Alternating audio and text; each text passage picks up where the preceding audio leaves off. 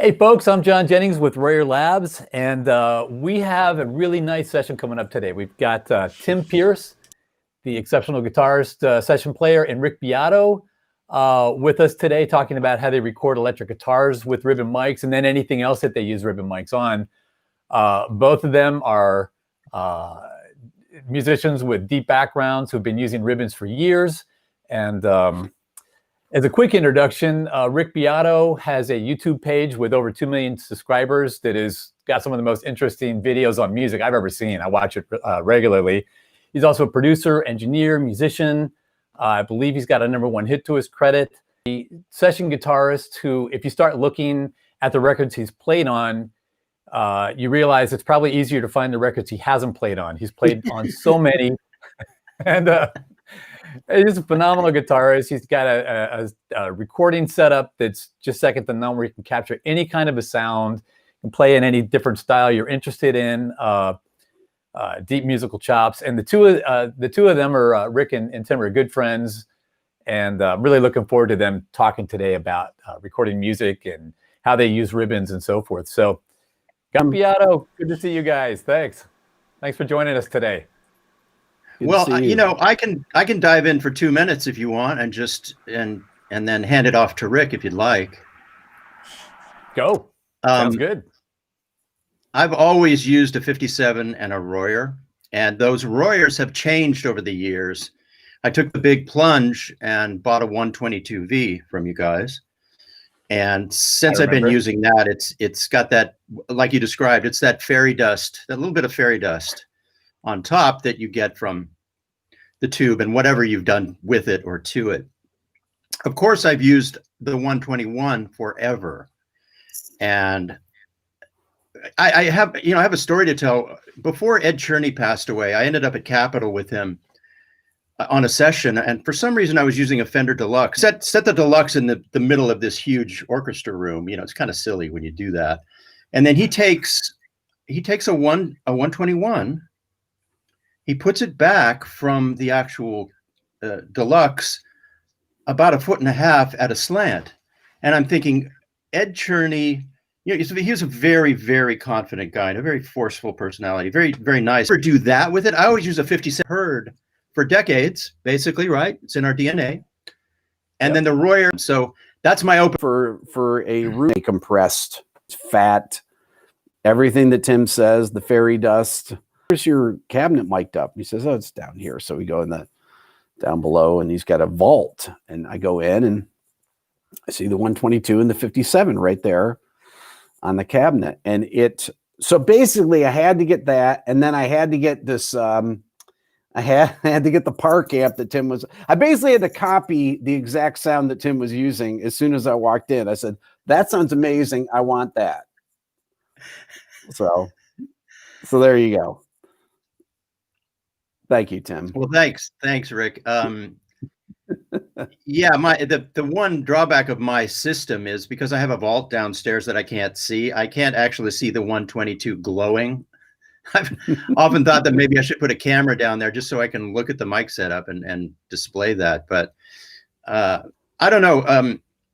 It's really important to have something warm on the guitar, because the guitar actually can always have a little too much top end and always be a little harsh. It can go there. And one of the greatest solutions when I face that is I just turn down my 57 and I turn the Royer up, and then all of a sudden I'm getting smoothness, and it takes away some of the harsh top end.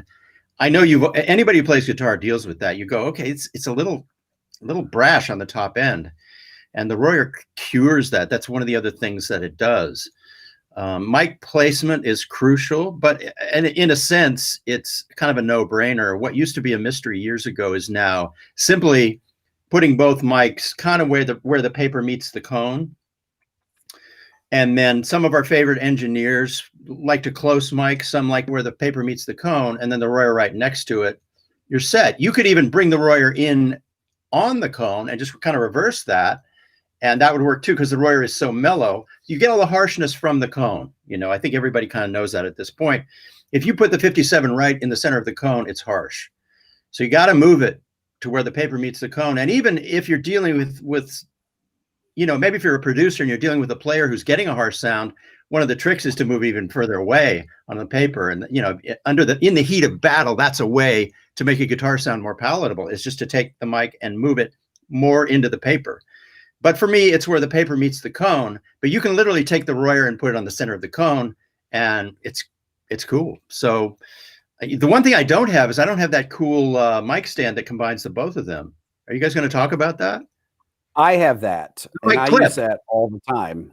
The clip. I actually was looking for it before but it's in my ISO booth on a stand.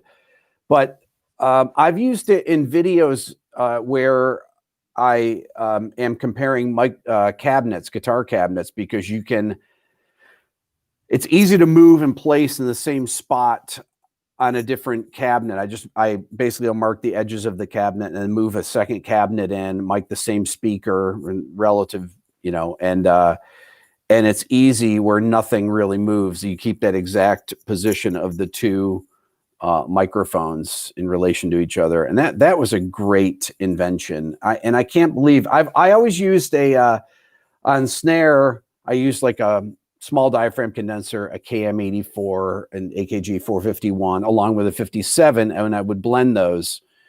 And we would always just put them together with zip ties. And then somebody came out with that mic, and then somebody came out with that mic clip, and then they came out with the Royer mic clip, which was just perfect. Well, let me ask you something. Does that mic clip help you with phase accuracy between the two microphones in any way? Or do you still have to make sure that the 57 diaphragm is actually matched to the Royer diaphragm by just pulling it back? Yeah, that's what I do. I actually will move the 57. I'll kind of pull it and get it right in phase with it. So, but once I have it on there, it's very tight in the thing and it does not move, which is great. I find phase accuracy pretty easy. Some people are kind of scared about that, but I never have been. And I had a friend who would go down there, and we would take the waveform in Pro Tools, spread it out so far, and just until we got both mics to where the actual waveform was the same. It never exactly matches, but if the two mountains are really, really close, then you know you're perfectly in phase. But I can often do it now just with my ear and just sightlining it, you know. But you do have to make sure, a little bit of guesswork, you have to make sure that it's not the front of the mic, it's where the diaphragm is, right? Where you want to, the two diaphragms that are in the microphones have to be matched. And that takes a little guesswork sometimes, but once you get to know where it is, you can kind of remember. Yeah, I would always, tell people that if I'm working with a new engineer, get in with a flashlight and look where the diaphragms are, because they are really different. Every mic is different where the diaphragm is. You know, some of them have a windscreen that sticks out a long ways, and so when you're using multiple microphones, you have to really be cognizant of that. You know, I was thinking, Tim, where did I first learn about using a 57 and a 121? Because I've been using it forever, and I want to say it was in Nashville at Blackbird Studios, maybe with Joe Ciccarelli or some, back 2005, maybe a long, long time ago. But it was with a great engineer, and that's how they mic'd guitars. But I want to say it was Nashville, though. And I live in Atlanta, and I worked at studios up there a lot, and that was really kind of a go-to guitar miking thing in Nashville, 20 years ago. People were using the combination of the two. I wonder I wonder who first, maybe you would know, John Jennings, who first started doing this, and was it in Nashville? And then it came, I wonder who did it first. I bet I know some people who would know. Do you, John? Do you know who? I have a couple thoughts. Actually, Fletcher at Mercenary Audio was one of the first to do that and started spreading the word, because back when we started, Mercenary Audio was a pretty big deal, and Fletcher was disseminating all this recording knowledge. Also, Richard Chicky was recording Aerosmith and started mixing the mics himself. He told me, hey, I tried this blend and it was great. Also, Dan Huff. Dan Huff, in Nashville. Yeah. I think Dan might have been who you heard that from, because it was Dan, and he was working with a lot with Niebanks, Justin Niebanks. Justin Niebanks, yeah. And Justin was telling me once they just started doing that blend, and that became the way that they did. And it's still the way they do it. I'm in studios a lot out here, except for right now while we're all locked down. But you always see the 57 121 blend on guitars. Yeah, I had the privilege to do a Rascal Flatts record up in Santa Barbara with Dan Huff and Justin Nybank, and they put my 412 in a closet, and of course they did that miking, and it sounded phenomenal. And that was like the Ed Cherney story. I was a little like, is this really going to work? Because usually a small room does affect the sound. You know what happens. The wave comes back and pollutes the microphones, which is another thing I want to talk about. But I was astounded at how good it sounded. And they literally took this studio up in Santa Barbara. It was called Santa Barbara Sound, very, very kind of legendary old school 70s build. They brought a team in 3 days before and turned it into a world-class tracking room where everything just clicked. Wow. Really smart people. It was really, really a pleasure. And Justin's definitely one of the most high energy people I've ever worked with. But let me talk about something that you do need to know when you're combining microphones. You actually have to sum two mic pre's. There is no way around that, correct? I mean, if not everybody in our listening audience is going to know actually how you have to do this. And there are lots of, it's easier now because some people design mic pre's that actually sum. I mean, BAE has a 1073 pair where you can put the Royer and the 57 into the mic pre. It's called the Steve Stevens mod, and you can blend them. Now, there's a little reduction in gain that you have to bring back, but that's easy to do. I blend my microphones with a line mixer that I bought a long time ago made by Chandler, but there's lots of great choices for blending microphones, more than ever before. I don't know what's out there now that's affordable, but that's the thing. If you want to do this, I think it's a bit hairy to actually record the parts on 2 tracks into your DAW and blend them later. I don't think it works as well. I think you want to blend them at the mic pre or the mixer after the mic pre so that you're done. You make the blend and you're done. I mean, that's what all our pro friends have done with their consoles. So that's one thing that is a practical thing that you do have to do when you blend these microphones. And the other thing I did want to say really quickly is that the room makes a huge difference. I have a large vault in my garage, but it's still not a great environment. So by hanging packing blankets, I've been able to kind of break up the bass wave that comes back in a huge way. And you interpret this bass wave as great bottom end. When you first hear it, you think, oh, that's a fat sound. But what it's really doing is and it doesn't have that bass wave. Everything sounds so glistening and pristine. And then I come home and my thing sounds good, but there's all this woo. And so I've had to deal with that. And you can dial it out, and I have dialed it out. But if you're using a small environment with your microphones and a loud guitar cabinet, you need some sort of bass trap or the most simple solution. And I know high-end engineers who do this. If you take your guitar cabinet, you put the Royer and 57 in front of it, and you take it over the whole package, it will take care of it. And I've done it in big studios where you're tracking, and the drummer takes the big live room and you're in an ISO booth. The engineer will take a packing blanket and put it over the entire thing, and it takes away that bass wave and solves it.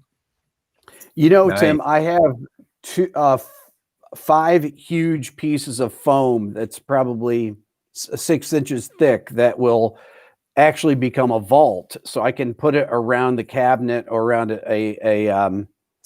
around a combo amp. And there's a studio I recorded at back in the 90s, and they had these huge blocks of foam, and you'll see them in studios. They're very hard to find though. And I will put it in there and then just build the fort around it. And then I'll throw, if I don't have one on the top, I'll throw a packing blanket over the top of it. And it's exactly right. There's no bass pollution once you do that. I see that on the road too. I see guys taking the amps and just throwing a packing blanket over it, and then you dial out the acoustics of whatever space you're in, if they've got the amps backstage. Right.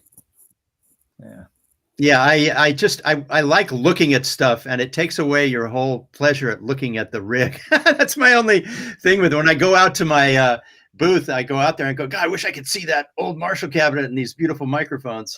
Anyway, I digress. We all like to look at cool stuff, you know. I That's have part of my the game.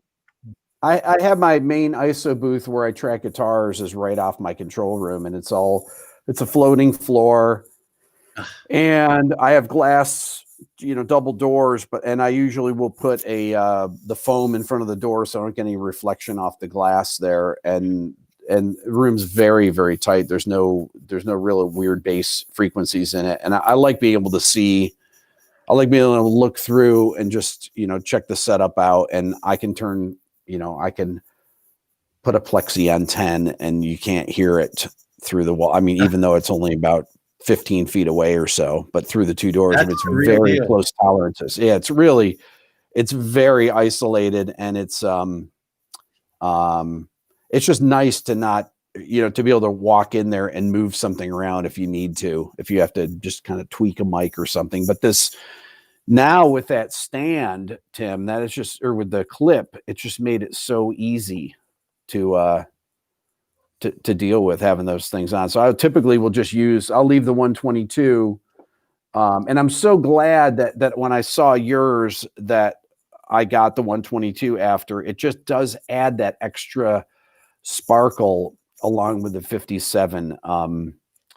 That was a beautiful. I mean, I still use my 121, but I'll use that if I'm running two different amps in two different rooms or something like that. But I typically use the 122. I just love it.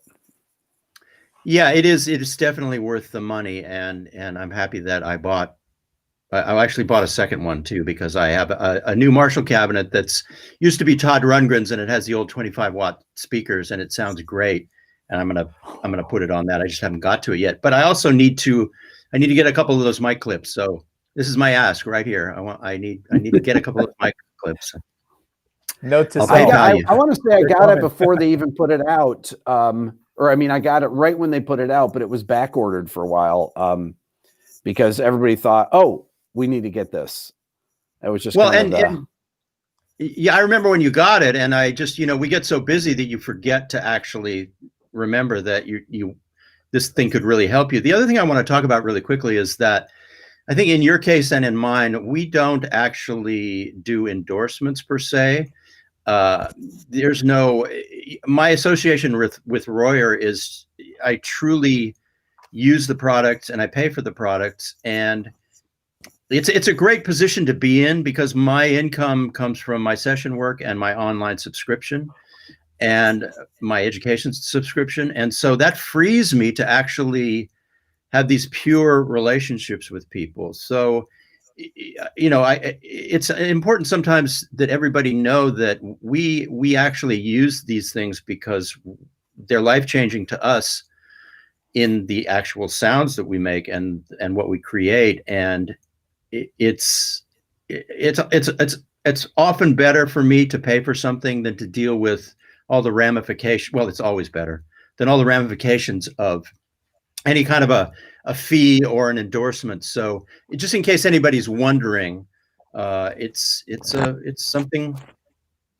These are things I love paying for, and I do. When I'm doing any videos I'm recording, even if it's one of my top 20 list videos that I do, I always talk about the signal chain that I'm using out of respect for the gear that I like to use. And I'll say, okay, I'm going through this 122V. It's going into a BAE, 1032 or 1073. And that, to me, it's really important to tell people about the gear that you're using, even if it's not necessarily relevant to the video. But I think it is relevant to the video to actually talk about the signal chain. That's I mean, I'm not sure how many people care about that necessarily, but I care about it. And I think it's important to acknowledge with the gear that you're using and that you believe in, things like that. Yeah, I should start doing that. In the case of one of your videos that gets 700,000 views, there might be 20,000 people that really think it's important, or 200,000 people that really think it's important. So yeah, that's a very legitimate thing. I I wanted to talk about one other thing. These Royer products, and particularly the 122V, which I graduated to. So I didn't go, it took me years to take a deep breath and go, okay, I'm going to spend this money on the 122V. But what I'd like to stress to people, and I've always experienced this in my 40 years of being a professional, there are pieces of gear that if you buy them, you can use them for the rest of your life. And there's nothing really that you have to look for after that. I mean, if you buy the right mic pre, a Neve or a Neve clone, you don't need to buy anything else. That's unless you want a second one or a fourth one or a fifth one. There was an amp in the 90s that I bought called a Naylor Superdrive 60, and that changed my life for a decade. And then Fred Tacone developed the Divided by 13 RSA 23 with Rusty Anderson, and that changed my life from 2000 until it's still changing my life. So a lot of people think you have to keep searching, but there are pieces of gear out there that never get surpassed. Vintage Celestion speakers, or even good reissue Celestions. There's certain pieces of gear that you buy them once and they're yours for the rest of your life, and they change your life. And how do you attach a value to that? I mean, I totally agree with that, Tim. 100%. It's you're better off. I mean, the microphone, other than the instrument, the microphone, and then the mic pre. I mean, the order of importance. The microphone is an EQ. That's the way I look at it. It has these qualities that capture the sound in a particular way. And if you're going to invest money, invest it in these things that really make a difference right at the source. Get a great instrument, guitar amp, acoustic guitar, whatever it is, and then the microphone next, then the mic pre after that. And if you buy something really good, you can use it for 50 years. Yeah. If you got a guitar that's been a favorite for like 20 years, 30 years, sometimes like something you just never get rid of. It's like that when you buy good gear. By the way, when you were talking about this, I was looking for that mic clip. It's called the Axe Mount, and I couldn't find it. The reason I couldn't find it is because it was sitting directly in front of me instead of all over where I was looking. So I sat down and said, I'll forget it. And then there it was. So if you want to take a look at it, that's the clip. So the mic faces the amplifier this way. You've got a 57, just getting in the camera here. You got a 57 and the 121 together. One clip, one mic stand, just. Oh, it makes it so easy. Yeah. There's nothing worse to me when I'm double miking an amplifier to have two mic stands next to each other. This is just hard. It is hard. It's just a pain in the butt. This is just so much easier. Oh my God. I watched that for years, just walk into studios, and if you ever need to move anything, you've got to move the whole rig. So it does make life a lot easier. Well, what's next? I see some questions here. Let me get over here and see what we've been asking. So any thoughts about the it was why blend the mics before and not mix the two tracks? I will just say something quickly about that. What I've heard from everyone I respect who's mixing this stuff, you commit at the source, because you hear something, once you find that blend that you like, that's it.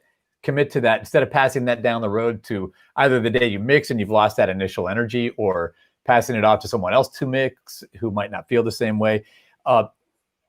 Tim did a whole video series with the engineer Ross Hogarth in LA on blending mics, blending 121s and 57s and then stereo mics and a lot of different stuff. They're about, Tim, 8, 9 different videos. And it's a great series. A lot of people have watched them. And if you go on Royer's website into our audio video library, you'll find all those videos and you'll learn a lot about blending the mics there. Yeah, I have a very strong opinion about that. With what we do, if you're recording a song with, an ensemble, bass, drums, guitars, keyboards, whatever you're putting on it, you're already in danger of getting lost in the weeds in a lot of ways. And if you have In my case, I'll throw down 8 guitar parts. Now in the DAW, if that becomes 16 guitar parts, and then I have to decide to blend 2 microphones after the fact, you just get lost in the weeds. And plus, I think that I get enormous satisfaction out of blending the mics. It's worth it. And I think it sounds better.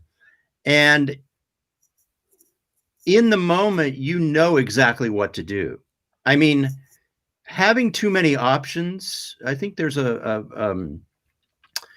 Buddhist thing or something like that, or where it said that the more options you have, the less happy you're going to be. And you know, that's not always the case. It's a simplification and a generalization, but certainly I've never been conflicted when I've tried to do 2 tracks, one with each microphone. I start to feel very squirrely and insecure, like, I don't know what this is. It's too, you know, what did I just do? What does it sound like? So, and certainly all the great engineers we know would much rather just finish it before it goes in, you know. So I don't know if you guys agree with that. It's pretty universal. Isn't that what you're playing to? I mean, aren't you playing to a sound? I mean, like if you get a mix and you're like, oh, that sounds good, aren't you playing to that? And isn't that where what you're playing is going to fit best anyway? Yeah.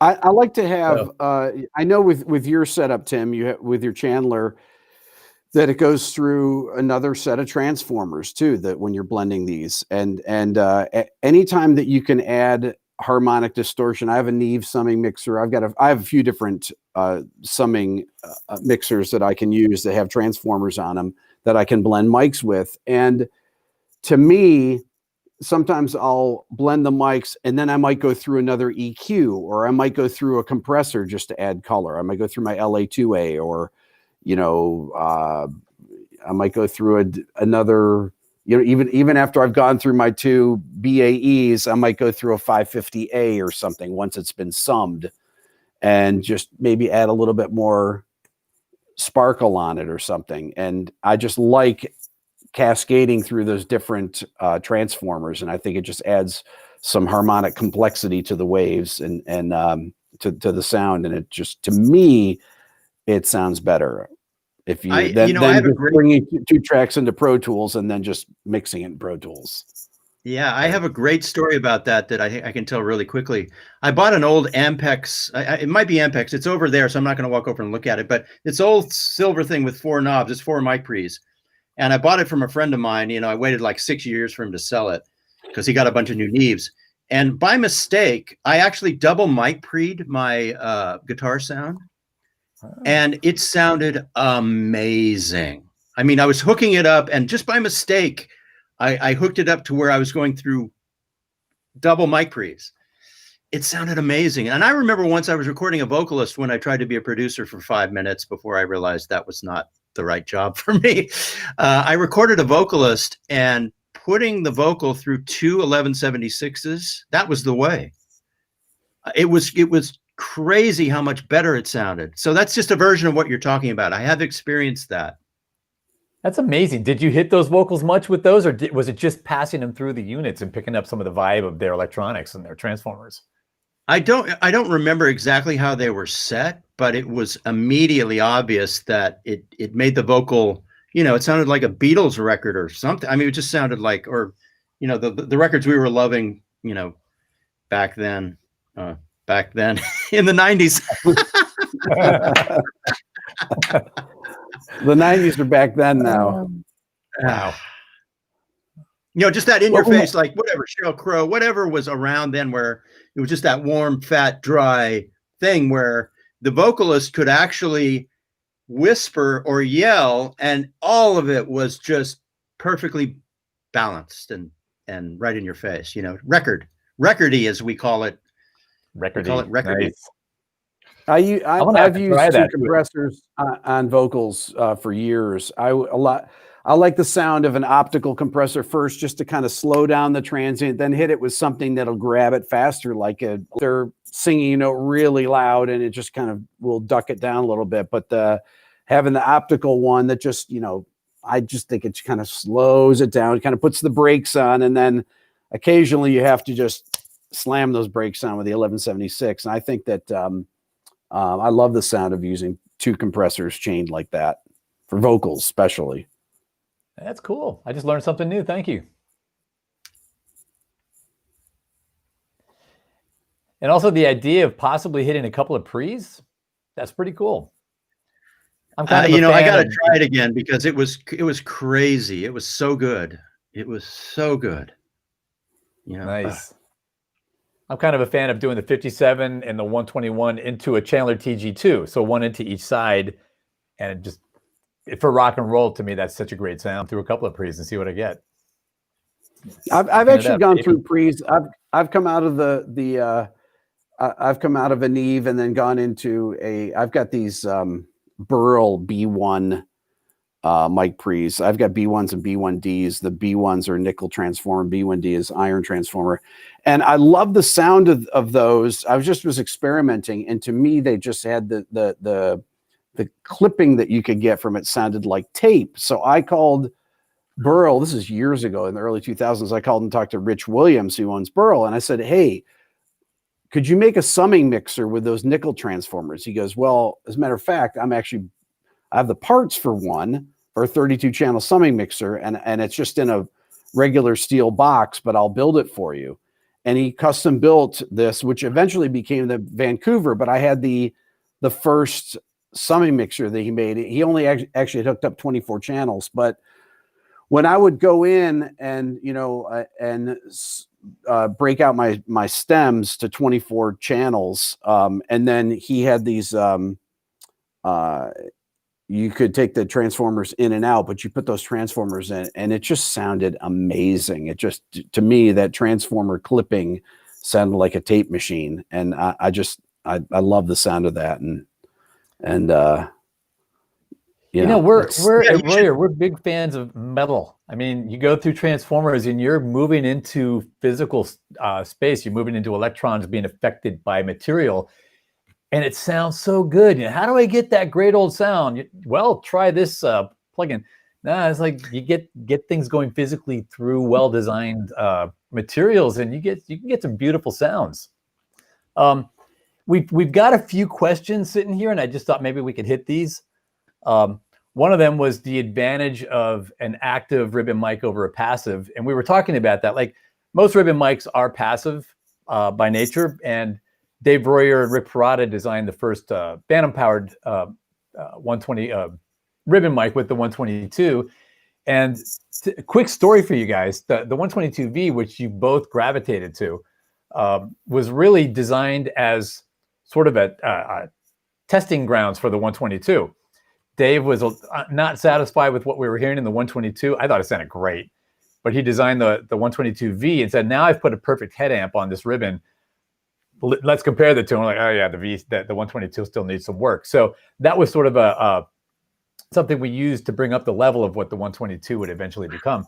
And I thought it was kind of gimmicky. You're going to put a tube on a ribbon? Warm meets warm, what?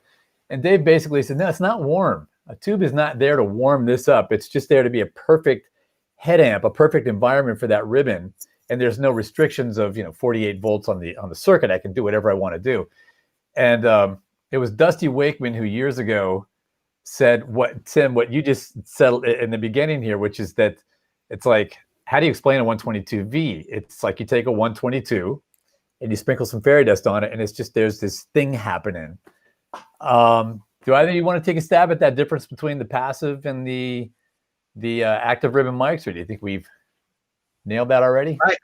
I actually don't really know anything about that, but I will share one story. I had an engineer, a great guy, Bill Molina. We did tons of records with Glenn Ballard.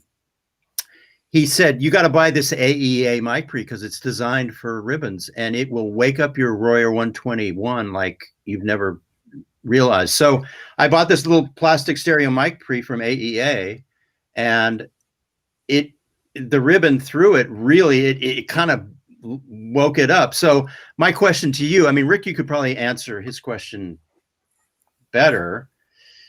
I mean, certainly my 122V, that's an amazing story, by the way, that you created something to bring up the level of your main product. And then that thing became kind of your flagship, crazy, top end product. It's amazing. But that mic ended up going off to Alan Meyerson for some testing. A great scoring engineer in town. He's done all what Hans Zimmer's movies. Yeah, and he's been yeah. Rick and I. He's recorded. He recorded here last year. Alan did. Yeah, at my house. Yeah. Nice. Yeah. Alan's fantastic. Alan's got Alan's 4 awesome. of the V's and has them up all the time. He said basically. Yeah, he and Rick are buddies too. Yep. Yeah. Cool. Great guy.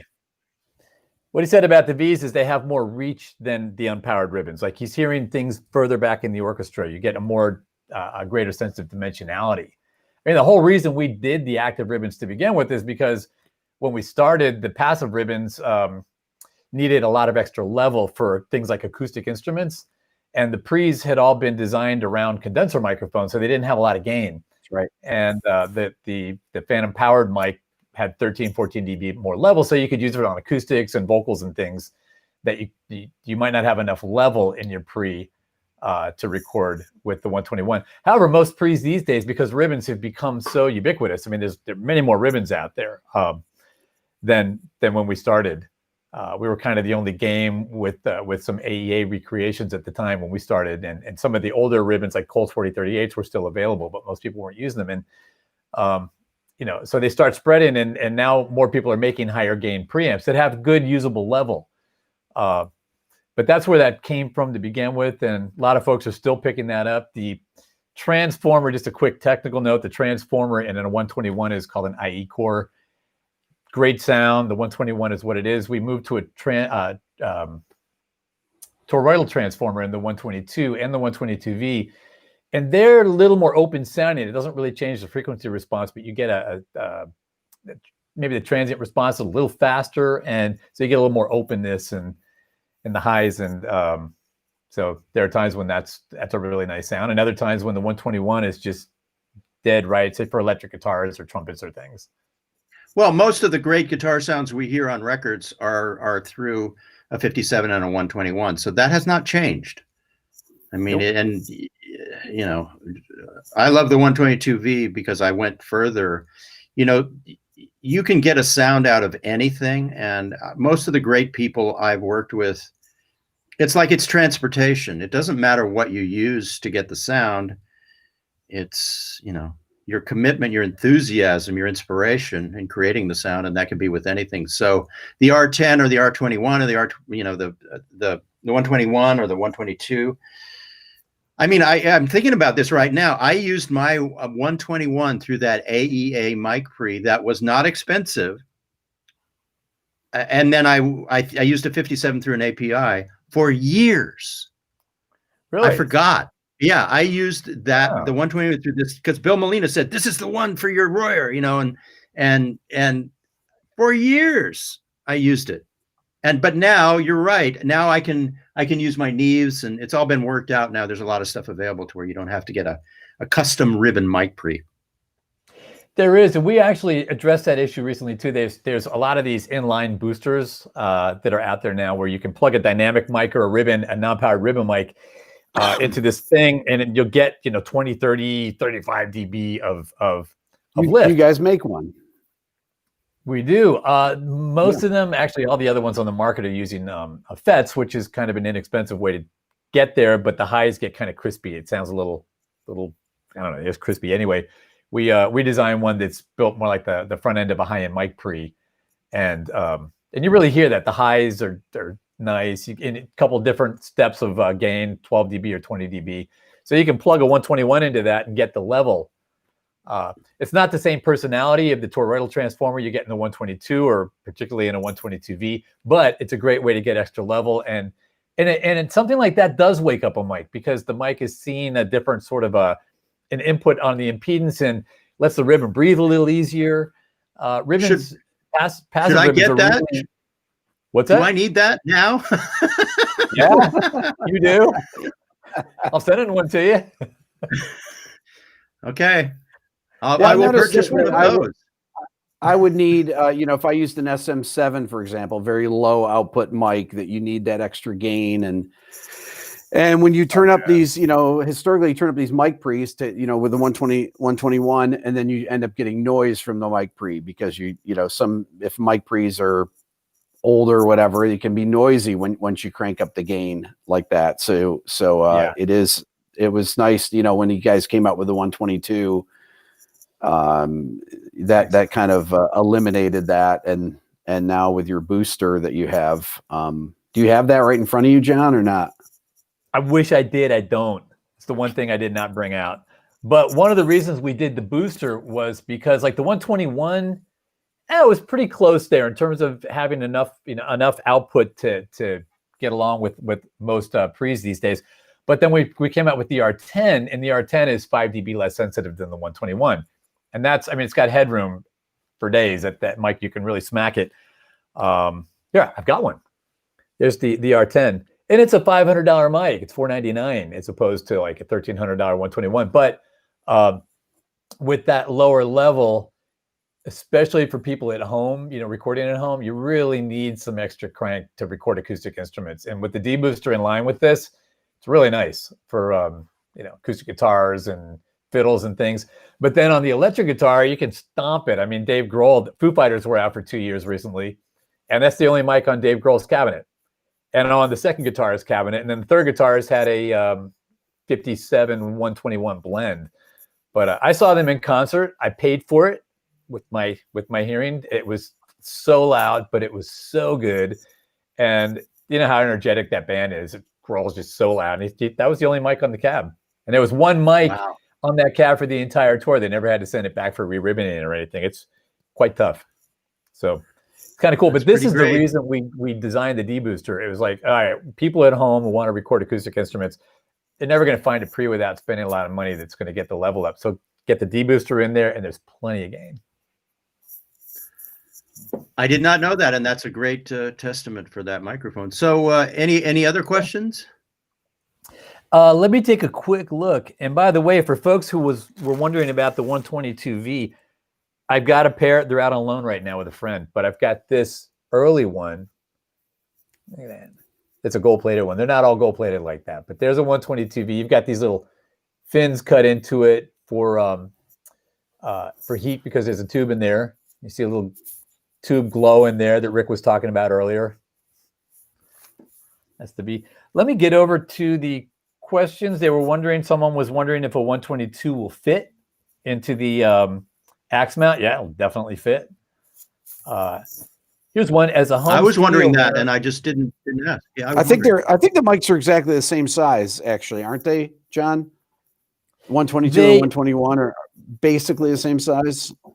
They are. They're, well, let me show you. Here's a 121, same dimension, same width, but a little bit of a different length. So yeah, but they're the same. Yeah, but they both of them fit in the clip perfectly. Yeah, they'll fit in there fine. The 122V would fit in the clip. Any of the 121, 122, 122Vs, they all fit in I clip. use the 122. They have a 1-inch diameter. Yeah, I use the 122V in the clip. It fits perfectly. Great. Man, I've never done that. I've got to put one in. We did have a question about 500 gear. This person working at home has, the 500 racks. Do you use any 500 racks that you really like, Tim? I know I've seen some at your house. No, I tried to enter that game, but I can't comment on them. They're great, they're affordable, but no, I don't use any. I have 3 Purple Audio 10 space 500 series racks. With they're not all, 2 of them are filled. One of them I have a couple of the Q2 Helios, the 765 compressors in one of them. But that's the power supply that I use. If that was what the question was, I like the Purple Audio ones are really good. BAE makes a great shell. I have one of those. It's like I have one. I use it it's like a milk carton in filming. I use it to put my laptop on when I'm filming, and it's crazy.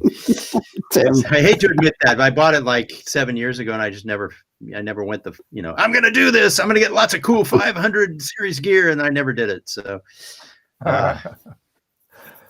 Well, I had bought a lot of, I have a few, I have some 550As, and I've got API EQs. I have a couple Electrodyne